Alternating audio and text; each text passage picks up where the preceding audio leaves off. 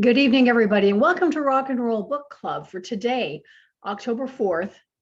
Yes, it is October 4th, 2022. My name's Jon Savage. This is the Rock and Roll Book Club, where basically I sit there and talk about a whole bunch of rock and roll books, which are written or directed or talking about things that are not outside the regular way of looking at rock books. So you're not going to find your Led Zeppelin books. You're not going to find your Keith Richards biography. You're going to find the story about the other types of rock and roll, which are just as valid and probably 2 or 3 times as interesting. And this is the case with the book that I've selected for Rock and Roll Book Club tonight, which is England's Dreaming, Sex Pistols and Punk Rock by Jon Savage. Now, I am actually kind of surprised when I think back on it. This is actually the 3rd copy of this book that I've ever owned. I bought the first copy in 1992 when I was living in the UK, and I happened to be living in a neighborhood called Camden Town, which, I mean, for those of you who have ever been to London, you know that it's kind of a funky area. It was very much an area full of It's always had immigration. It's actually one of the places where 2 of the most busiest lines meet. Tube lines meet, and has always kind of been a magnet for funkiness, for new things, for different types of music. It's always had a great pub scene where a lot of different bands could go and play. And I remember actually buying this in Waterston's bookstore in the first edition, obviously not this one. This one's in too good a shape. The first version in Waterston's bookstore in 1992 on Camden High Street. And at the time, I didn't necessarily think of myself as a big fan or like a proponent of punk rock. I was just really fascinated by the socio-cultural aspects of punk and what that meant for England in 1976, 1977, up until 1980, which really is when we start getting into the whole post-punk atmosphere. But also what that meant about England as a whole, what England was going through, what England had been through, and the kind of stagnation, both societal, I guess a little bit of political, but very definitely artistic, that really had led up to the creation of punk rock. So think back to the 1970s, right? The early days of the 1970s. We've got the Stones, we've got the Who, we've got Led Zeppelin flying all over the world. There are lots of drugs, there are lots of groupies, and the whole engine is super bloated. Progressive rock is super bloated. You know, you've got Yes and Emerson and Palmer and all these bands doing, 15-minute versions of songs, which are very appropriate to their backgrounds, the backgrounds that a lot of those artists had in jazz and classical music. But it was fresh. It wasn't fresh. It wasn't something that really made people excited. And the great thing that I loved living in England 30 years ago was actually finding a book that described what was going on at that time, who the players were, who had beefs with who really felt like they had room for collaboration. And it's especially poignant for 2 reasons now. The first being, of course, 1977 was the Queens Jubilee, the Queen's Silver Jubilee, where she had been on the throne for 25 years. So there was a whole year of celebration where a lot of people didn't feel like celebrating. And of course, Her Majesty passed away. She passed, funeral was on the 19th. But also the people who are in this book, the people who make up this book, a lot of them are getting on in years. Chrissie Hynde just turned 72 or 73 last month. A lot of them are no longer with us. Jordan, who you might remember as being the young lady. Of course, I did not mark the thing, of course. Did not mark the page with the picture. Jordan, who was the sales assistant at Sex, the Malcolm McLaren / Vivienne Westwood place on the King's Road. She passed away last year. Malcolm McLaren has passed away. These people are not getting any younger. And yet at the same time, a lot of modern musicians really do owe a huge debt of gratitude, or at least an artistic debt, to the people who created that scene at the time, because it formed so much of the music scene that we know today.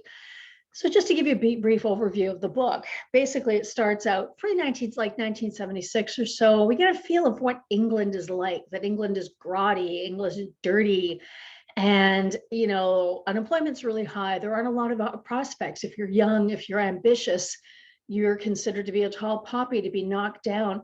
And on top of it, there's this forced jolliness that's coming from the whole idea of the Queen's Jubilee. And it was this idea that I guess Malcolm McLaren had it more than anybody else, that if you just lit a fire underneath people, one of two things was going to happen.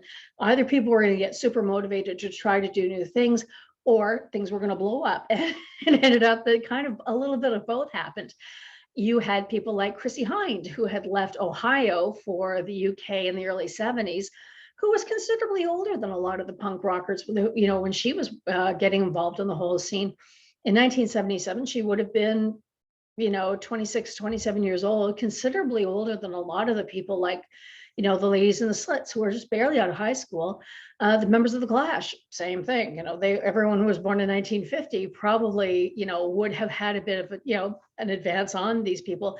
But a lot of these people were like, you know, had been born in 1958, 59, 60. So they're like 16, 17, 18 years old. They're young enough to be ambitious and hungry, and yet mad enough to want to effectuate change, but still not so jaded enough that they don't see that they're running up against a brick wall if they do. And the lovely thing about this is that you can dip into this book and see different elements of it. So it's a nice book if you're not that kind of person who likes to read books about history, because after 30 years, this is basically one of the best histories of punk rock that's out there.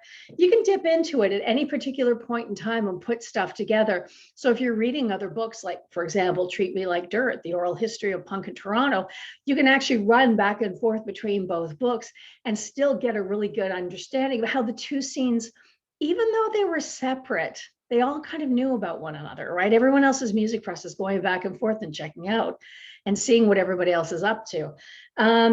It is a very, very thorough read, which is why when I was originally posting about doing this book on the Rock and Roll Book Club, I wasn't joking when I was talking about the size of it. It's 648 pages, but it is 648 pages of some of the most engaging reading about punk rock that you'll ever see, because it doesn't demonize anybody.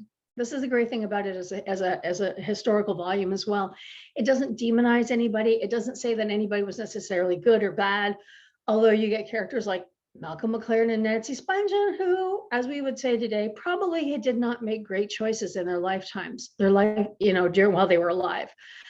It is unfortunate to go back and read a lot of these books about punk and see how much of the whole movement was derailed by the twin-headed, you know, menace of the purity curse, and, you know, who's pure, who's real, you know, who's not a sellout, and heroin, you know.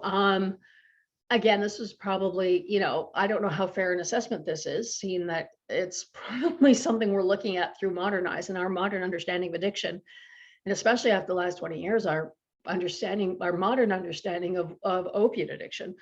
But it is, at the same time, it's not a book that, if you're looking for a slam book that's going to tear people apart, it's not it. What it is it's a very thorough, very understanding look at it.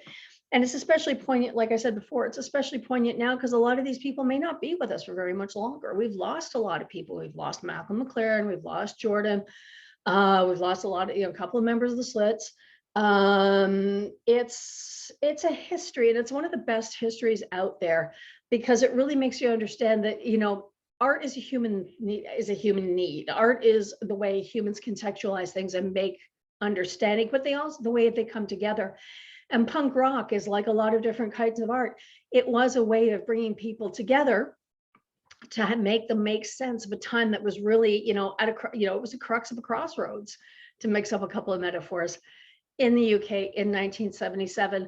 And I guess the best thing I can say about this book is, aside from the fact that I've owned 3 different copies of it, is that I remember reading it. And remember, this is 1992 when I buy my first copy of it, right? That's only 15 years out, 13, 14 years out from the whole punk thing. And I can remember even walking down the streets of Camden and thinking, damn, that must have been such a cool time to be alive. It must have been a frightening time to be alive, and it certainly wouldn't have been an easy time to be alive.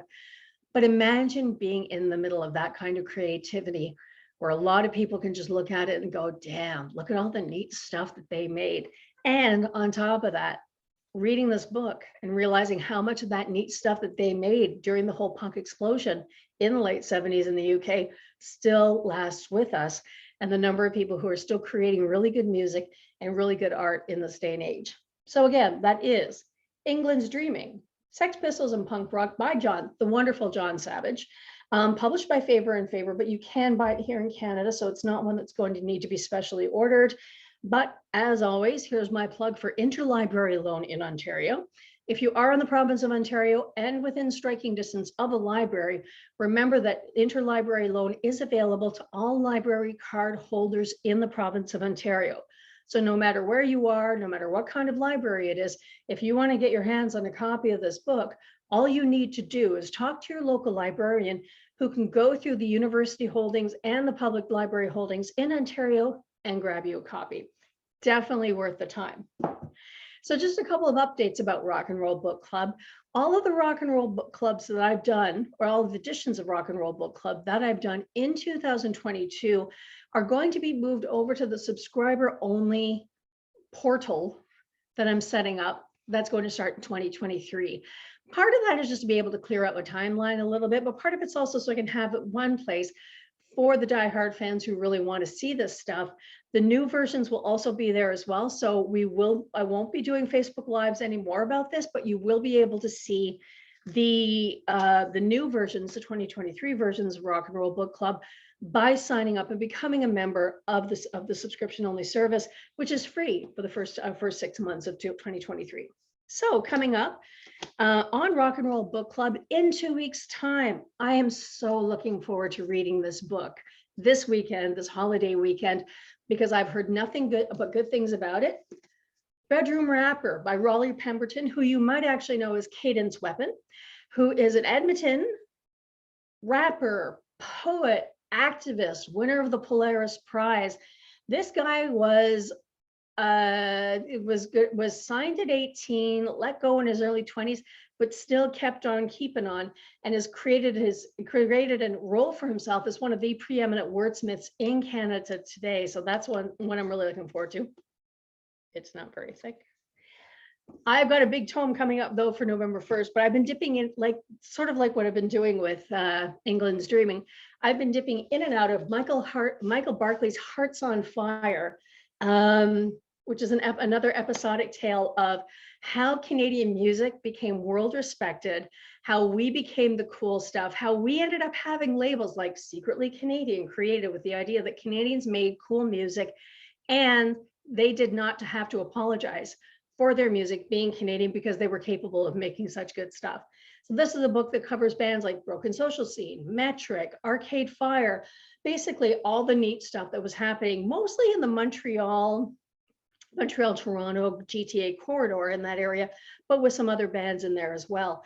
I was lucky enough to actually score a copy of the previous book to this, which is called Have Not Been the Same, back in July, and that one is tons of fun. So I got my work cut out for me. So just a reminder that Bedroom Rapper by Raleigh Pemberton, aka Cadence Weapon, will be on October 18th. And then Michael Barclay, I don't know why I keep wanting to call you Michael Hartley, Michael, I'm so sorry. Michael Barclay's Hearts on Fire for November 1st, the Day of the Dead. So that's it for Rock and Roll Book Club for this week. Read on, rock on, and we'll see you in 2 weeks. Take care of yourself and bye-bye.